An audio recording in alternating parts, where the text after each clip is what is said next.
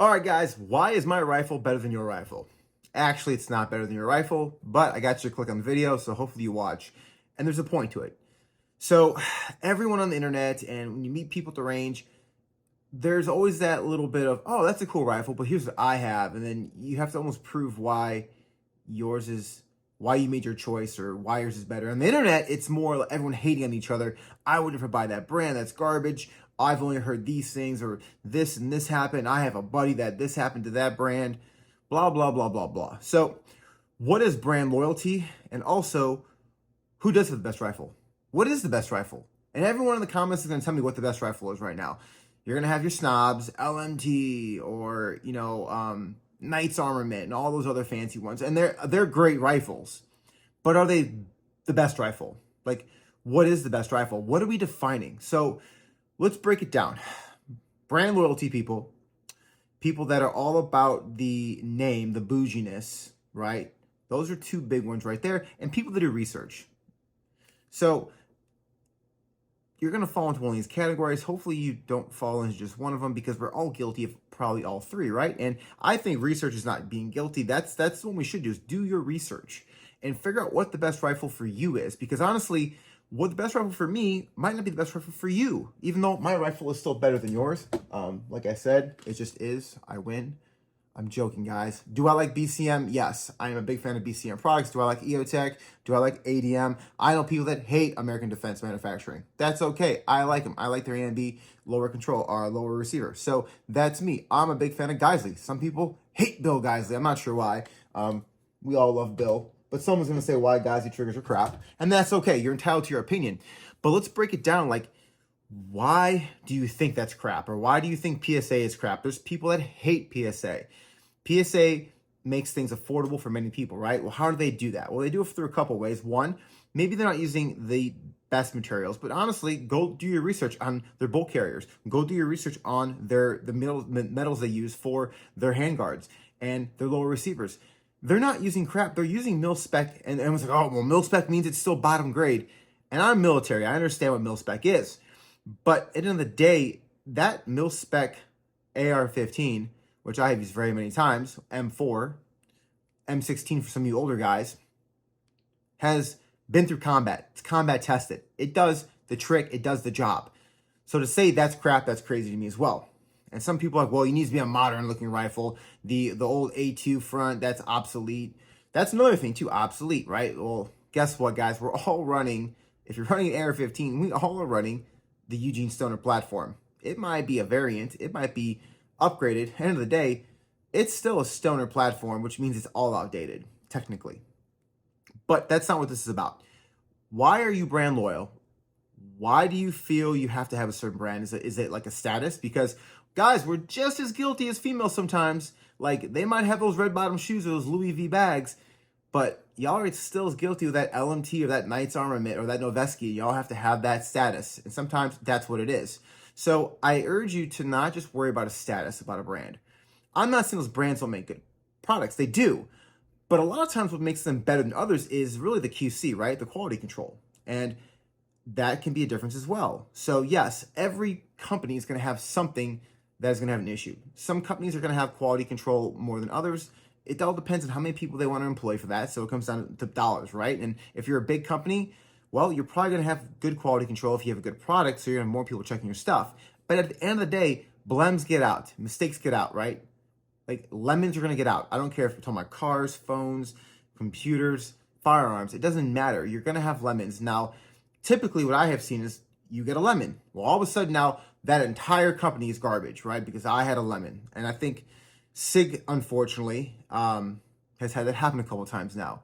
And some people are like, nope, SIG's garbage. It's going to blow up in you. I would never wear that. I would never. Guys, I carry SIG all the time. I also carry Glock all the time. Don't have a problem with either one. Now, do I have a problem with the fanboys? Yes. But do your research. Go look at how many malfunctions. Go look up the research of how many issues really are with each gun. And realize that you can just get a bad lemon sometimes. I'm not saying there's not better guns out there. But let's start looking at what you should really be thinking about when it comes to a rifle. And shouldn't be about what your friends have. It shouldn't be about what your grandfather shot. Sorry if that hurts your feelings. It shouldn't be about what won 2 world wars, you 45s. Dudes, fuds, I'm just joking. I love y'all fuds. But let's think about this now. Let's break it down. All right, so let's first look at use. What is the use for whatever said firearm you're gonna have, whether it's a pistol and or a rifle. But let's stick with rifle for right now, since I already talked about how my rifle is better than yours, and you're just dumb and you suck. Kidding, kind of, maybe, possibly. We'll find out in the comments section. Ooh, I'm so excited for that. But guys, use. So what is the use? Are you building this rifle out for the crap hits the fan scenario, which will probably never happen, but hey, you're prepared? Not knocking that, never a bad thing. Are you going to use this for going out to the range once a month and shooting targets and having fun? Are you going to build this out for a competition, maybe a 2-gun or a 3-gun competition, or a tactical game competition? Because there's a whole different build out and platform what you'd use for those, depending on weight and distance shooting. So those they're variables, right? Are you building this out because you're a cop that's allowed to use your own rifle on duty, and some police officers in some areas in the country can do that? Are you building this out because you do private security? Are you building this out for, is it just a hunting rifle? Is this for a two-legged varmint? No, those are all the questions asked. So what's our use first? And I'll say this, if you're gonna buy an AR because you wanna have a rifle that you are entitled to have in this country as an American citizen, because it's your Second Amendment right to bear arms, then don't necessarily buy the Gucciest. Why? Why are you gonna go buy a nice armament when you're gonna shoot this thing once every 2 months and put 100 rounds through it maybe? I'm not dissing those people, but I'm saying I do think you should be training more than that. But why invest all that money in something that's going to sit there and do nothing? Because there are other mid-grade rifles, even like Palmetto State rifle, that will do that trick, will fill that need, no problem. If you're not beating this rifle up all the time, and even if you beat up a PSA rifle, which we're going to do a torture test in the coming months on a PSA rifle and show you it's going to hold up just as good as your LMT. And LMT guys are, oh man, LMT dudes, y'all are special. I love y'all, but you're real special. Nice guys, you're just so bougie you don't care. But LMT dudes, they're in the comment sections all the time, but I love y'all. But I digress. Guys, what's the use of the rifle? So that's our first criteria, right? So if we're going to do duty use it all the time, and it's going to get beat up a little bit, all right, let's look at some of the quote-unquote better brands because they have higher QC or they use better materials, and they're also proven, whether they're battle tested, whether they're tested in law enforcement, whether they're tested on the private sector, they're tested. So that makes sense. If we're a planker going out having fun on the weekends, maybe let's not invest in that. Or maybe we're mid-ground, we're that crap hits the fan guy. Well, I'd rather you buy a mid-tier weapon for crap hits the fan that's built well, and then took that extra couple $1,000s you would have spent on an LMT or a Knights, no offense, and you go out and get training. Pay for more ammo.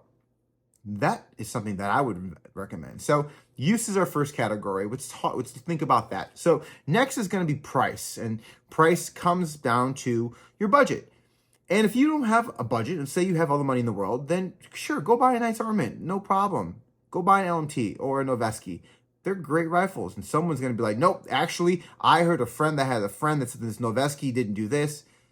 I digress again, but this is what happens, right? But if you can buy a high-end rifle and you have the funds, then do it. Why not? America, capitalism, great. But look at your budget. If your budget's not real big and you spend all this money on this rifle, but then you skimp on an optic or you skimp on extra, like getting a good sling, extra magazines, you buy crappy backup sights even, think about those things. You bought this nice rifle, but then you have nothing nice to go with it, or you don't have enough ammo because now you're struggling to buy ammo and now you can't afford training. So that budget is important, and I think stop worrying about what other people have and worry about what's going to work best for you. And at the end of the day, it's about, can you take said rifle and put said bullet on said target where you wanted it to go? If you can't do that with the most bottom barrel basic rifle, no fancy rifle is going to help you. So fundamentals and training, guys, right? Remember this, the most important thing is to get out and train. Whether you're this guy right here, Boo Boo Bob, or you're just some guy that has a family that can only get out and train every couple months, or you're a competitive shooter, whatever it is, training is the most important thing. I would much rather see people fighting on the internet over who the better trainer was, or I went to this training, it's better than this training, this tactics are better than this. I'd much rather hear those things, because now we're getting out, we're doing something. We're not just worrying about what brand we have, because this whole biasness on I need the Gucciest brand because that's going to make me better or it makes me look cooler. Like, no one cares. Like, at the end of the day, no one really cares. And then if you have to, like, crap on someone on the internet because they have a not as good a brand as you, or you think it's inferior, and that makes you feel good about yourself, you probably need to re-examine yourself and get out of your mom's basement, stop playing Call of Duty all the time, and actually go out and train yourself. Remember, every firearm has a practicality for a practical use for a situation. AKs have their place. ARs have their place. I'm so tired of hearing that AKs are not even equivalent to ARs or vice versa. They all have their place in situations, so let's stop arguing about this. Let's get out and train and focus on that. Guys, I have nothing else today. I hope you took something away from this video, and remember, if you didn't, there's one thing you should remember: my rifle's better than your rifle. Guys, on behalf of Mike and Matt from Whiskey and Windage, we appreciate you watching till the end. Remember, new podcast comes out every single Tuesday. Go over there, Whiskey and Windage on YouTube, Spotify, Apple, you name it, we got it. Go subscribe, hit the notification bell, and make sure if you're not subscribed over here in Whiskey and Windage Reviews that you hit the notification bell. Every Monday, we drop a new video as well. Guys, like I always say, stay dangerous, carry a weapon, and I'll talk to you soon.